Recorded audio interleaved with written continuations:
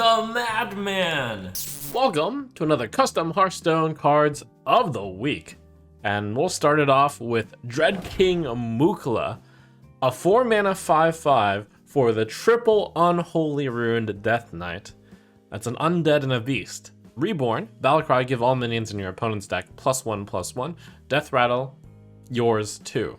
When you play this card, you're buffing your opponent's deck, all their minions, and yours do nothing. But when Mukla dies, your minions get +1/+1, and he has Reborn, which means that when he dies again, your minions in deck will get another +1/+1. Pretty fascinating design. Design 5 stars. Balance 3 stars. So clearly a 4-mana 5/5 with Reborn is pretty good. And you're playing an Unholy Death Knight deck, which probably has a lot of minions in their deck, but surprisingly, there's a number of cards in Unholy Death Knight which are spells, which summon minions, which don't get affected by this thing. This doesn't buff hand, this doesn't buff board, just the deck, which is very slow. This buff the deck effect is so slow that Blizzard considered it fine to print it on a 0-mana Druid card that was embiggen. Gives your deck minions +2/+2, but makes them cost 1 more.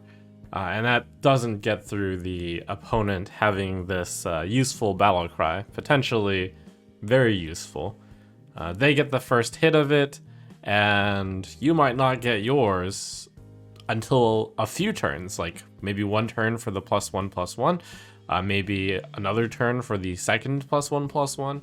So while the 4-mana 5/5 Reborn stat line is fairly good, I think that, especially given that this is triple Unholy Rune, like that's the main reason why I feel okay making this balance suggestion. We could make this a 3-mana 5/5 Reborn. You could chalk off the Battlecry as a drawback, which is why it's being pushed in power level. Notably, this card would still be rather bad when you drew it late. It would be a pretty monstrous turn 3 draw, but it is a legend, you only have one of it. Anyways, interesting to see a card with such a big drawback while also maintaining a semblance of flavor.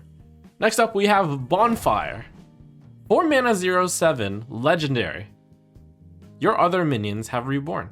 Design 1 star, balance 1 star. Clearly this card was widely upvoted just because people like the idea of bonfires. Bonfires making all of your other cards being able to come back to life makes sense. But there's a problem with this card. There's multiple problems with this card. Because this is an aura, once your minion dies, any minion, it's gonna keep having Reborn. Because your other minions have Reborn means that the new minion also has Reborn. It's not like stacking multiple, keywords of Reborn does anything. That doesn't do anything, but when your minion, which didn't have Reborn before and has Reborn, dies and still doesn't have Reborn, the Bonfire still provides it Reborn. So basically, your minions are unkillable until this Bonfire dies. So that seems too powerful. Maybe that was intended that way.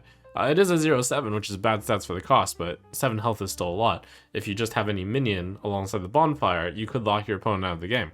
But what's worse is you play Bonfire and you play any rush minion, that clears the opponent's board because the 1/1 rush just keeps coming back. So that's a 5-mana combo to clear the opponent's board.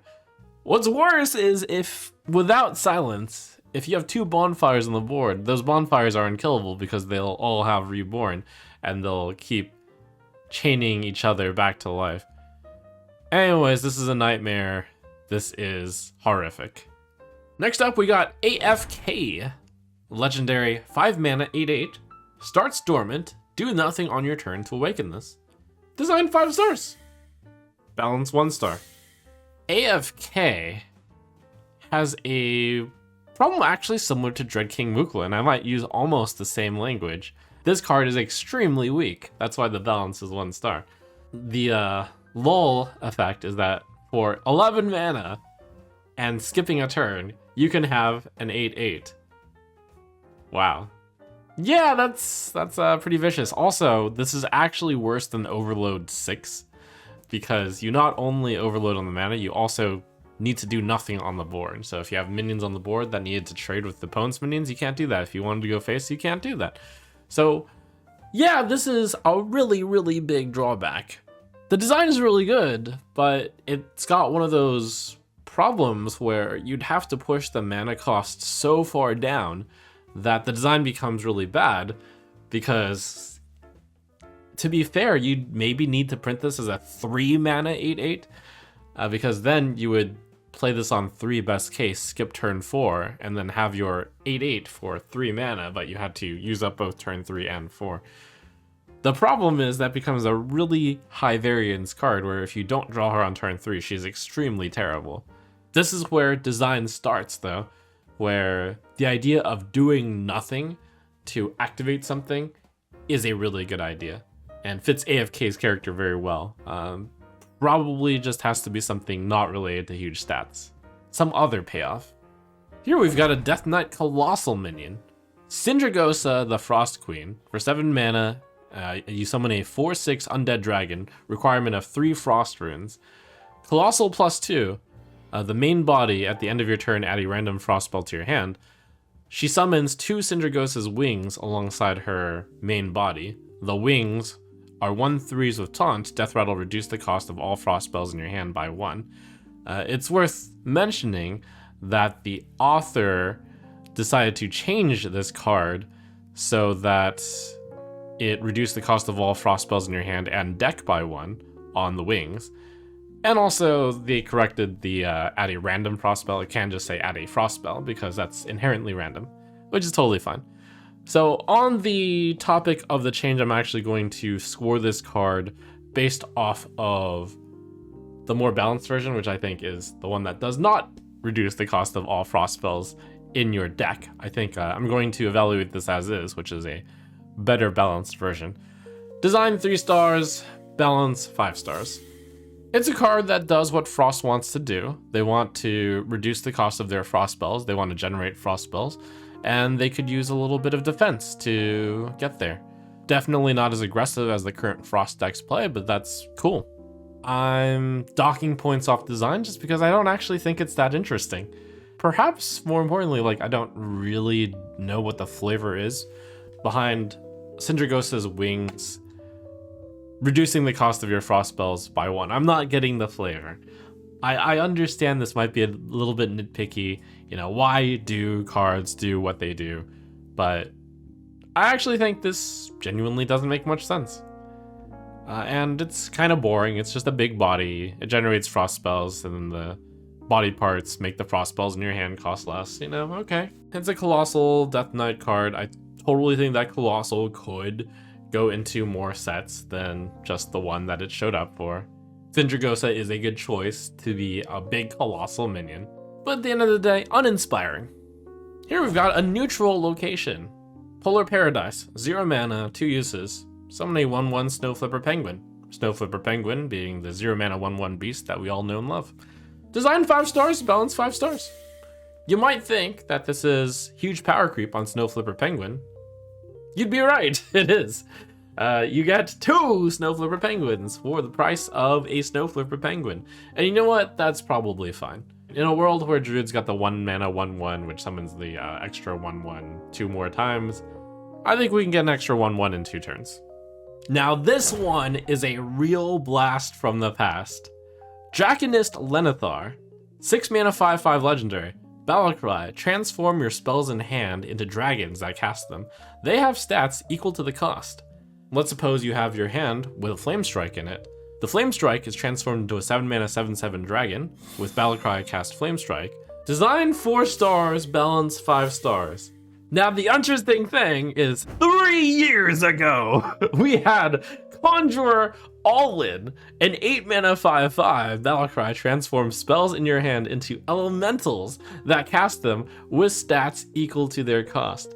It's the same card. Now the interesting thing that I will mention is Conjurer All-In, I rated 5-star design because it was very novel. This card, you know, this time around, I gave it 4 stars just because it's literally been done before on my custom cards, but hey, it was an accident, happy little accident. But now the interesting thing, the balance, I gave a 4 star on the 8 mana 5/5. This card, the 6 mana 5/5, I'm giving 5 stars in balance. By the way, the 8 mana 5/5 was a 4-star because I thought it might be too powerful. Reason why it's too powerful, the board swing cards, the ones that clear the board, also swing the board in your favor instead of just clearing the board, instead of equalizing it. Now though, it might be too slow. A card that is 2 mana less, otherwise the exact same as a card I reviewed 3 years ago, and I was worried about the balance then. Now I'm giving it a pass. You know, it might even be a little too slow. But these times are going to change. Power levels ebb and flow. Definitely could at one point be a value meta, at which point this card would be too strong again. But, you know, I just see a lot of decks doing stuff that's even crazier than this. Next we've got Raise, a 3 Unholy Ruin Death Knight card. 8 mana, fire spell, gain 100 corpses. Design 2-star, balance 1-star. First of all, if there was ever a card to call the Culling of Stratholme, this would be it. Now, I know everyone in Custom Hearthstone makes a Death Knight card and it's called Culling of Stratholme, but in the Culling of Stratholme in Warcraft 3, you raced against Melganis to kill 100 people. So this is so flavorful for that. Anyways, designed as a 2-star because it's such a boring effect for a 3 Unholy card. This really should have something attached to it. The balance is 1-star because it is actually 8 mana do nothing. The point is obviously to give you a ludicrous amount of corpses, way more than you ever need. And this does combo with Mirrorgar to summon gigantic minions, but, you know, it's not really, that's just gross overkill, and it's super slow. The design, like, it prevents there from being a gigantic corpse payoff, other than Mirrorgar, of course, but you really can't spend 8 mana to just do nothing, have no effect, and just tick something. Even if that were powerful, it would be bad for the game because it would be a really boring, solo, uninteractive way to play. Like, suppose there was a card that was like, if you have 200 corpses, you win the game. And then the goal of the game would be to play Raise and then play the win the game card. That would be a terrible design. Very uninteractive. When it comes to combo decks, you've got to give your opponent the semblance of being able to break the combo in some way. I put Lord Albacrow here right after Raise just because the timing was so good. This is a 1 Unholy Ruin legendary. 6 mana 4/6, Battlecry, swap your life and corpse total. Design 5 stars, balance 3 stars. I debated for a little bit on whether or not such a big effect should be on a card that's at least 2 Unholy. But then I looked at a card like Patchwork, which is also a pretty unique effect and is only 1 Blood Rune. And I was like, well, okay. 1 Unholy maybe could be okay. Maybe this is the kind of card that you might want to mix and match, and that might be interesting. In fact, life total plays around with blood quite a lot, so if you made this a 1 Blood Rune card, then you could fit in 2 Unholy Runes with it. That might be interesting. Balance is 3 stars just because it's such a, like, not actual beneficial effect to swap your life and corpse total. You could suddenly have a lot of corpses in your graveyard if you played this on 6 and you swapped your life total with your corpse total, but then you'd be almost dead, probably, and you'd have a bunch of corpses, and that's not really good. Alternatively, you could wait until you had a bunch of corpses and then swap your life and corpse total and, like, suck all the energy out of the corpses and transfer them into your life points, but that is a very minor effect. It kind of is Reno Jackson-esque, which is probably where the inspiration for the 6 mana 4/6 comes from, but again, just far too weak. Probably could just buff the stat line, and I don't know about making this a legendary. It's just surprisingly not that interesting. And here we've got the trump card of the week. It's Delivery Daryl. 2 mana 2/3 Murloc. Start of game, send a custom letter to your opponent. The idea of the design is when you put this card into your deck, you are able to type a message, a custom message, into a card, and at the beginning of the game, the opponent will be presented with this custom card with your message. What could go wrong with that? Design 2 stars, balance 4 stars. So this is probably one of the lowest designs I've ever given the custom card of the week, but it can be fixed. So what's obviously wrong with it? You cannot allow in a game like Hearthstone where, communication with your opponent has purposely been limited. You can't allow the players to force a message onto each other, typing whatever you can. Sure, there would be a bad word filter, but you can bet that would get sidestepped. So that is an entirely terrible idea. But you could easily change the design to make it more family friendly, let's say. The balance also, let me address that. The letter is a dead card in your hand. You can't do anything with it. So there is a purpose to the letter. It takes up 1 hand space out of your 10. And if you wanted to recover that hand space, you'd have to pay the letter cost, which is currently 1. And I think that letter could cost a lot more. It could cost 5. Then you're actually, spending real cost to get rid of 1 card in your hand. By the way, it's not even necessarily a downside for the opponent to have an extra card in their hand, even if it is totally useless, because it could be useful for increasing your hand size type cards like Twilight Drake. It could be a random discard instead of a useful card. And besides, Delivery Daryl is just a 2-mana 2/3, so that in itself is a weakness. First of all, easy change. Change the letter cost to 5, so it's actually a cost to remove the card. Most opponents will probably not need to do that unless you're playing a mill deck, which you probably are if you're playing Delivery Daryl. But yeah, something substantial to actually remove the letter. And cool start of game effect where it really does not impact the opponent that much to start with a dead card in their hand. Now, more importantly, I think what could be cool is when you put Daryl into your deck, you're presented with a list of custom letters that you could send. Maybe there could be 10, maybe there could be 20. You could have like a Mad Libs where, insert class as like one of the words of the letter, and then, insert adjective, insert noun, something like that. So I think cool idea with a lot of alteration.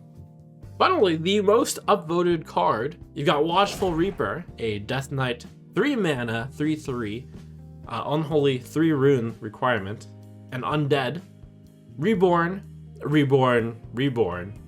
battle cry, die, die, die. Haha, Overwatch joke. I give this meme 3 stars.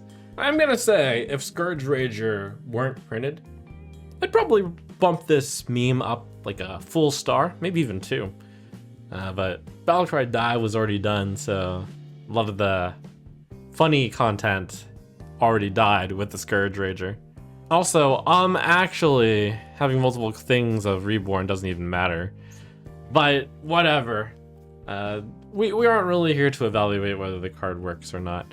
It is meant to be a funny, and I'm gonna try not to overthink it. 3 out of 5 funnies. So cool cards. Why don't you help out the designer of Delivery Daryl when we get into the game someday? What custom message could you have available as a choice to send to your opponent? Type them out in the comments.